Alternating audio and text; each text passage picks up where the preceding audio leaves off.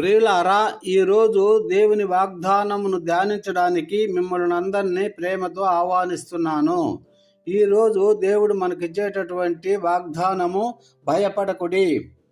ప్రేమైన దేవుని బిడ్డలారా, ఈ శుభోదయం మీ జీవితాల్లో దేవుని ఆశీర్వాదాలు నిండాలని కోరుకుంటూ ఈరోజు వాగ్దానం కోసం ఒక అద్భుతమైన వాక్యాన్ని ధ్యానించుకుందాం.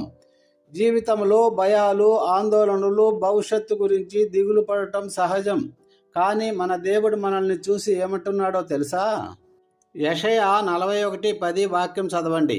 నీవు భయపడకము, నేను నీకు తోడై ఉన్నాను. నీవు దిగులు పడకము, నేను నీ దేవుడను. నేను నిన్ను బలపరుతును, నీకు సహాయము చేయుదును. నా నీతిగల దక్షిణాస్తముతో నిన్ను ఆదుకొందును.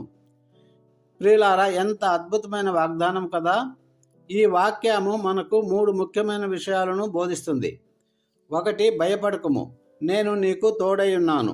మనము ఒంటరిగా లేము. ప్రతి పరిస్థితిలోనూ, కష్టమైన సమయంలోనూ దేవుడు మనకు తోడుగా ఉన్నాడు. మోషేతో, యెహోషువతో ఉన్న దేవుడు మనతో కూడా ఉన్నాడు. 2, దిగులు పడకము, నేను నీ దేవుడను. భవిష్యత్తు గురించి, మన బలహీనతల గురించి మనం దిగులు పడవలసిన అవసరం లేదు మిత్రమా. ఎందుకంటే మన సృష్టికర్త, సర్వశక్తిమంతుడైన దేవుడు మనకు దేవుడుగా ఉన్నాడు. ఆయన అన్నిటినీ సమకూర్చగలడు. హల్లెలూయా, ఆమేన్. 3, నేను నిన్ను బలపరుతును, నీకు సహాయము చేయుదును.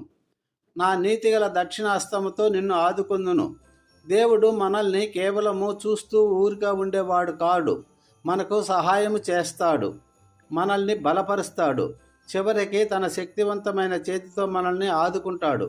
మనకు ఏ శక్తి లేకపోయినా ఆయన శక్తి మనల్ని ముందుకు నడిపిస్తుంది. ఆమేన్.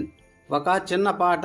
భయపడకు, భయపడకు, భయపడకుమా, నేను నీకు తోడుగా ఉన్నాను. దిగులు పడకు, దిగులు పడకుమా, నేను నీ ప్రక్కనే ఉన్నాను. ఒక చిన్న కథ. ఒక చిన్న పడవ తుఫానులో చిక్కుకుపోయింది. అందులో ఉన్న వారందరూ భయంతో వణికిపోతున్నారు.